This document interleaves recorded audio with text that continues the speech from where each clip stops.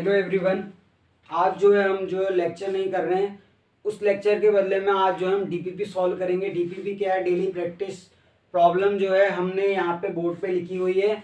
तो डीपीपी इसलिए सॉल्व करना जरूरी है ताकि हमने जो अब तक टॉपिक पढ़े क्या उसमें से हमारे क्वेश्चन बन रहे हैं। इसमें मैंने 2 प्रीवियस ईयर क्वेश्चन भी लिए हैं। अभी उतना ज़्यादा टॉपिक नहीं हो पाया कि जब हम पूरा चैप्टर नहीं कर पाएंगे, हम PYQ पूरी तरीके से सॉल्व कर लें। तो टॉपिक वाइज क्वेश्चन सॉल्व कर लेते हैं जिससे हमारे कॉन्सेप्ट स्ट्रॉन्ग हो सके।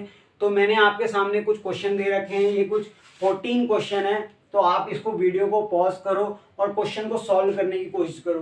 पहला क्वेश्चन आपसे कह रहा है कि सलाइवरी ग्लैंड्स आर, ऑप्शन है यूनिसेल्यूलर, बाईसेल्यूलर, ए सेल्यूलर या मल्टी सेल्यूलर। तो देख लो कौन सा ऑप्शन है ABCD में से। तो आपने आंसर लगा लिया होगा, आंसर है इसका C। तो जब हम सलाइवरी ग्लैंड्स के बारे में पढ़ रहे थे तो वो मल्टी सेल्यूलर होती है, क्योंकि एक तो हमने यूनिसेल्युलर ग्लैंड पढ़ा था और एक मल्टी सेल्युलर ग्लैंड्स पढ़ा था। तो उसमें जो मल्टी सेल्युलर ग्लैंड्स होती है वो अपने सिक्रीशन और क्या कहते हैं उसको सिक्रीट करके अपने टारगेट ऑर्गन तक तो ले जाती हैं। और एक पढ़ा था एंडोक्राइन ग्लैंड, जो क्या करती है, मतलब अपने सिक्रीशन को हार्मोन के द्वारा पोर करती है। जो सलाइवरी ग्लैंड्स होती है वो हमारी मल्टी सेल्युलर ग्लैंड्स होती है। फिर नेक्स्ट क्वेश्चन है epithelium present in duct of glands and tubular part of nephron. ऐसा कौन सा है इसमें से ऑप्शन जो सही होगा? ऑप्शन ए है कॉल्यूमिनार, स्ट्रेटिफाइड, क्यूबॉइडल या फिर स्क्वेमस। तो आंसर आप लगाएंगे क्यूबॉइडल। ठीक है। फिर नेक्स्ट क्वेश्चन आपसे पूछ रहा है कि vagina, oesophagus, urethra contain which type of cell of epithelium. कह रहा है कि वेजाइना, ईसोफेगस, यूरेथ्रा में किस प्रकार का एपिथेलियम होता है। क्या वो स्ट्रेटिफाइड स्क्वेमस एपिथेलियम होता है, क्या वो सिंपल स्क्वेमस एपिथेलियम होता है, क्या वो सीलिएटेड एपिथेलियम होता है या कॉल्यूमिनार एपिथेलियम होता है। तो आपको पढ़ा होगा तो याद होगा कि इसमें स्ट्रेटिफाइड जो है स्क्वेमस एपिथेलियम होता है। नेक्स्ट क्वेश्चन है fibroblast, macrophage and mast cell are seen in which type of epithelium. कह रहा है एपिथेलियल सेल में देखने को मिलते हैं, टिश्यू में देखने को मिलते हैं, लूज कनेक्टिव टिश्यू में देखते हैं या स्केलेटल मसल टिश्यू में देखते हैं या स्मूथ मसल टिश्यू में। तो आपको याद होगा कि फिब्रोब्लास्ट, मैक्रोफेज ये जो होती हैं, ये कल के लेक्चर में हमने पढ़ा था कि लूज कनेक्टिव टिश्यू जिसमें एरियोलर कनेक्टिव टिश्यू का ये पार्ट था, तो ये उसके सेल्स हैं। तो आता किसमें? लूज कनेक्टिव टिश्यू में आता है। तो इसीलिए इसका आंसर बी होगा।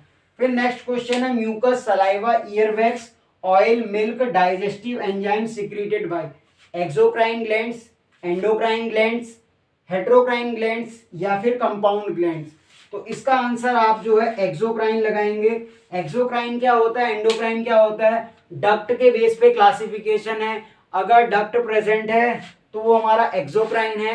एंडोक्राइन में डक्ट नहीं होती, ये अपने सिक्रीशन को डायरेक्ट ब्लड में सिक्रीट करती हैं, तो इसको हार्मोन कहते हैं। हेट्रोक्राइन ग्लैंड जो है पेनक्रियाज वाला एग्जाम्पल था, और कंपाउंड ग्लैंड के बारे में हमने नहीं पढ़ा, तो इसलिए इसका आंसर ए है। फिर उसके बाद जो ये क्वेश्चन बोल रहा है, ये क्वेश्चन देखो ध्यान से देखना, ये डायग्राम बेस्ड क्वेश्चन है। तो डायग्राम ही मैंने काफी अच्छा बना रखा है, तो आप इस क्वेश्चन को डायग्राम से समझ सकते हैं। एनसीईआरटी से कभी कभी डायग्राम बेस्ड भी क्वेश्चन आ जाते हैं। वैसे डायग्राम बेस्ड कम आते हैं, क्योंकि पेपर में जो है डायग्राम प्रिंट करना और उसके ऑप्शन बनाना भी काफी वो रहता है। तो पहला ऑप्शन है, इतना क्वेश्चन है, read the following statement and find out of how many of these are related to given figure. इस डायग्राम को देख के कितनी बात इससे रिलेटेड हो रही है, क्या वो एक बात रिलेट हो रही है, 2 हो रही है, 3 हो रही है, 4 हो रही है। तो आप पढ़िए और सॉल्व कीजिए। पहला ऑप्शन दे रहा है इसमें ए मल्टी लेयर्ड एपिथेलियम। तो स्ट्रक्चर से देखने को मिल रहा होगा ये मल्टी लेयर्ड एपिथेलियम है, सिंगल लेयर्ड एपिथेलियम नहीं है। तो ए पॉइंट तो अभी सही है। बी कह रहा है limited role in secretion and absorption, तो ये पॉइंट भी सही है। थर्ड बोल रहा है जब ये मल्टी लेयर्ड है तो मैंने बताया था प्रोटेक्शन किससे करेगी, केमिकल एंड मैकेनिकल स्ट्रेस से, तो सी पॉइंट भी सही है। डी बोल रहा है they cover dry surface, skin, moist surface of buccal cavity and फेरिक। तो चारों पॉइंट सही है, इसलिए इसका ऑप्शन ए होगा। फिर जो है नेक्स्ट क्वेश्चन क्या कह रहा है, नेक्स्ट क्वेश्चन में कह रहा है type of junction which help to stop substance from leaking across a tissue. तो जब हम पढ़ रहे थे जंक्शन के बारे में, तो मैंने क्या बताया था, वो जंक्शन जो कम्युनिकेट कराता है, यानी एक आयंस का दूसरे आयंस तक पहुंचाने का काम करता है, तो वो गैप जंक्शन करता है, अडहेरिंग जोड़ने का करता है। लीकेज से कौन बचाता है? Tight junction. इसीलिए जो है इसका ऑप्शन जो है टाइट जंक्शन होगा। क्या इसमें नन ऑफ दीज लगा दूं? नहीं, तो टाइट जंक्शन होगा इसका आंसर। फिर एक क्वेश्चन काफी इंपॉर्टेंट है, इसको पढ़ो। कह रहा है single layer of flattened cells with irregular boundaries are observed in following. अगर इतना ही कोई बच्चा क्वेश्चन पढ़े तो फटाक से आंसर मार देगा सर डी। क्या?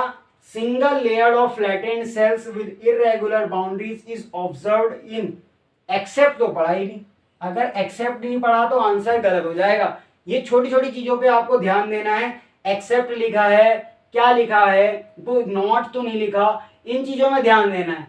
तो इसका आंसर है lining of oesophagus. Blood capillaries में पाया जाता है, एयर सैक ऑफ लंग्स में पाया जाता है, तो डी इसका ऑप्शन ना होकर लाइनिंग ऑफ ईसोफेगस होगा।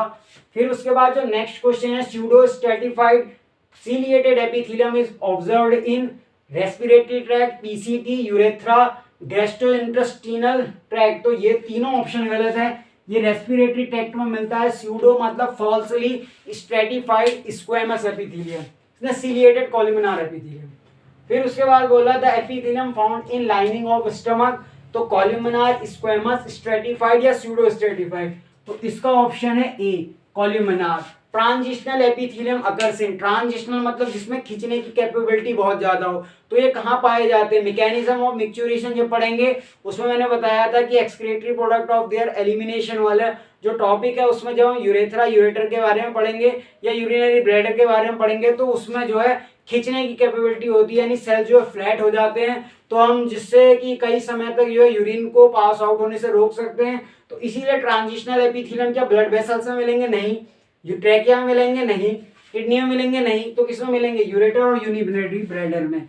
ठीक है। उसके बाद 2 पीवाईक्यू भी कराऊंगा, नीचे 13 और 14 नंबर पे पीवाईक्यू हैं, क्योंकि अभी हमने इतना भी टॉपिक कवर नहीं किया कि बहुत सारे पीवाईक्यू लगाने बैठ जाएं, फिर आप कहेंगे कि यार ये तो सर ने पढ़ाया ही नहीं है। तो अभी जितना पढ़ाया है उतने के बेस पे क्वेश्चन चल रहे हैं।